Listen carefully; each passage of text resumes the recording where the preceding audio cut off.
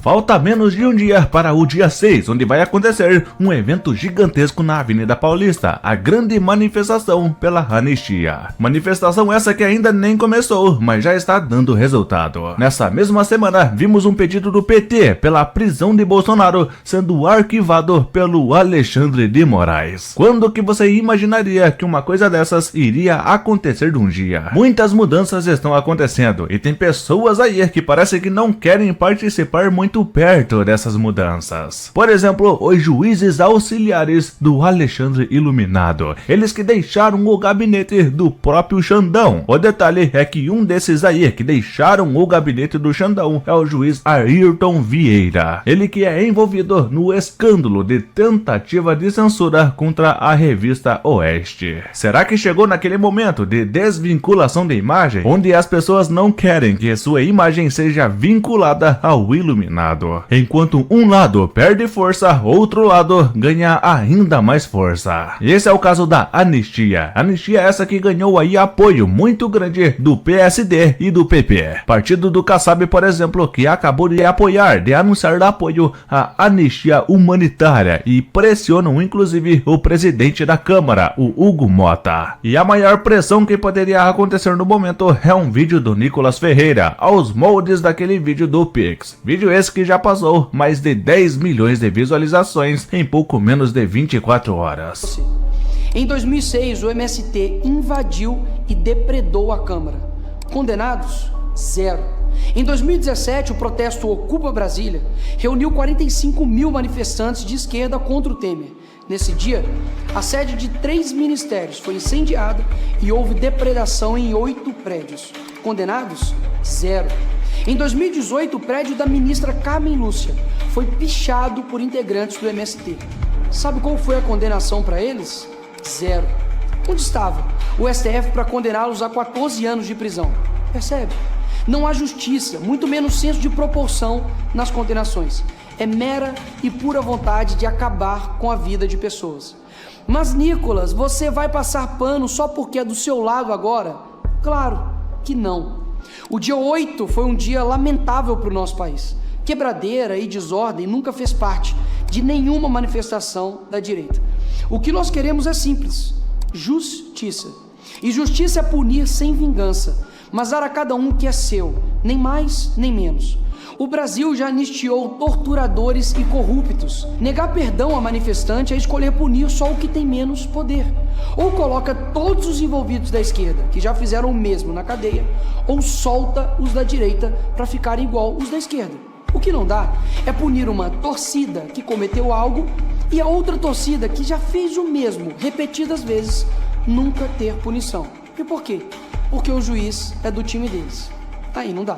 Pois é, mas a gente vê aí que o Lula, o governo Lula, a esquerda está perdendo cada vez mais popularidade. E os poucos que eles conseguiam enganar, nem esses eles não conseguem mais. A gente viu, por exemplo, a última manifestação de esquerda, que não juntou nem 50 pessoas na Avenida Paulista. Mas sabe quem chegou para se apresentar como a salvação para a esquerda em 2026? Sim, o encantador de focas, o Felipe Neto. Acredite, a única salvação que sobrou para a esquerda é o Felipe Neto. Olha só, ele que anunciou a sua pré-candidatura a presidente da República. Mas calma, não é bem assim. Felipe Neto que não durou nem 24 horas como pré-candidato a presidente. Ele que já arregou, já que nem a própria esquerda não aceitou essa palhaçada aí.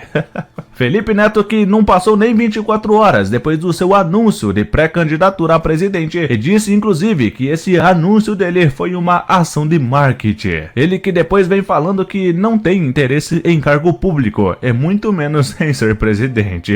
Parece que não pegou muito bem isso aí. Enquanto a esquerda tenta de toda maneira achar um possível substituto do Lula, tá bem difícil, a direita não tem esse problema. Esse aqui é Jair Bolsonaro, o maior líder da história da política brasileira. Ele que foi recebido assim em Curitiba.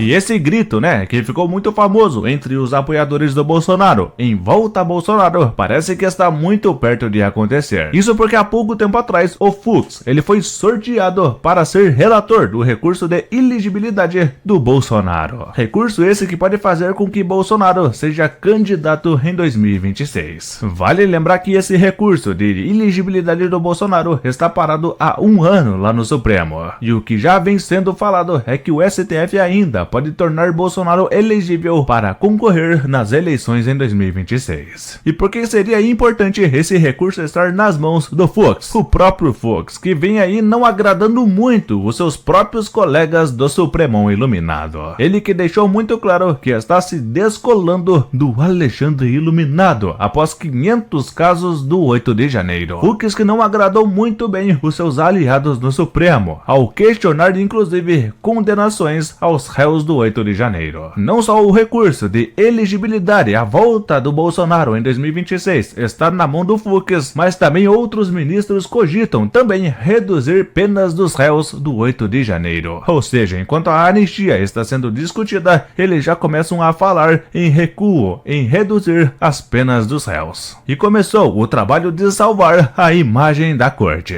Falando em imagem, uma imagem que está muito suja é a tal da Rede Globo, né? A Rede Globo que lá na eleição em 2026 disse que o Lula ele não deve nada à justiça. Aquela imagem que foi muito viralizada e uma vergonhosa imagem. Dever é uma coisa que a Rede Globo parece que não tem mais, né? Já que os donos da Rede Globo, eles ficaram 16 bilhões de reais mais ricos no governo Lula. E você aí, petista, como que você fica? Que tá até hoje esperando a picanha prometida, vendo a Rede Globo ficar 16 bilhões mais rica às custas do governo. Enquanto você paga mais imposto, a Rede Globo fica ainda mais rica, mesmo com a audiência definhando. Mas não se engane, todo esse dinheiro entrando na Rede Globo é apenas por conta do governo Lula ajudando a emissora, já que se for falar em audiência, a emissora simplesmente acabou. A emissora que pretende acabar inclusive com o seu programa que tinha mais audiência, o BBB, já que na temporada 2025 o programa simplesmente não existe. A emissora que já quer acabar com o seu programa de maior audiência, ou o que era que tinha mais audiência. Mas a única coisa que está salvando é o dinheiro público. Veja a Janja, por exemplo. O governo Lula está pagando cerca de 18 mil reais em diárias para assessores acompanharem a Janja em viagem de luxo a Paris. Exatamente, a Janja que nem cargo público tem, não foi eleita para nada, mas aí viaja pelo mundo para Paris com assessores custando caro. Governo esse que pode literalmente acabar, mas a culpa nunca vai ser do Lulu, que comanda todo mundo. Segundo o Sidônio, ele que foi contratado para salvar a imagem do governo Lula, a culpa do governo estar ruim e a queda de popularidade de Lula é responsabilidade de todos os ministros, menos de Lula. Bem que a gente já poderia continuar em Paris ao lado de Macron. É isso que deve pensar da esquerda, já que pelo menos ela na Europa pode tentar manter a imagem de que salva o Brasil e cuida dos índios. Esses mesmos indígenas que na volta da Janja ao Brasil, ela entrou em conflito direto durante um evento do governo Lula, já que um indígena, ao tentar questionar do Lula no palco, foi interrompido diretamente pela primeira-dama sem elegância nenhuma.